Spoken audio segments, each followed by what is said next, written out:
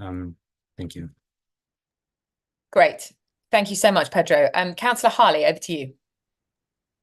I've got questions about the measurements on Hollow Way. Can you tell me how discreetly you sample the air, given that this is one of the roads that breaches your limits? I mean, do you sample hourly and report hourly? Because at certain times of day, there are huge traffic queues that you can sit in for hours. And related to that is, are you monitoring the stretch of ring road between the Slade connection to the ring road and the Rose Hill and or the Hayford Hill roundabouts? Because at the moment, at certain times of day, the traffic on those is at a standstill. And it would be interesting to know if you've got baseline background measurements from those for now to see how they compare if and when the bus gates are implemented on Hollow Way. Okay. First one on Hollow Way Road. So this links a little bit with the limitations of our current monitoring techniques. So we have two types of monitoring that we use. One is the most accurate one, which are automatic monitors. They require continuous access to energy. They monitor in continuous, but they are very bulky, and there's a lot of contracts. They occupy a lot of space, and there's a lot of contracts that gravitate around an automatic monitoring station. Contracts for audits, contracts for servicing the instruments, and so on and so forth.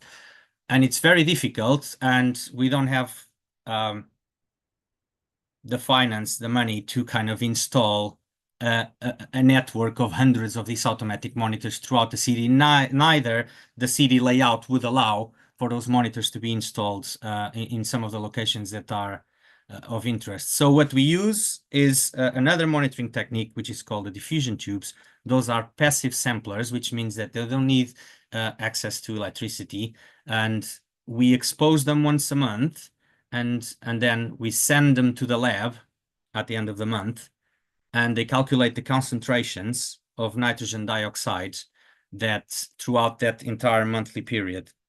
So the advantage is that they are much cheaper. They can be installed easily on lampposts and all sorts of street furniture, but they are not as accurate as the automatic monitors. So yeah, we do use a correction. We calculate what's called a bias adjustment factor at the end of the year, so that we can kind of reduce as much as possible that uncertainty that is associated to that with that measurement technique. So yeah, that's a big limitation.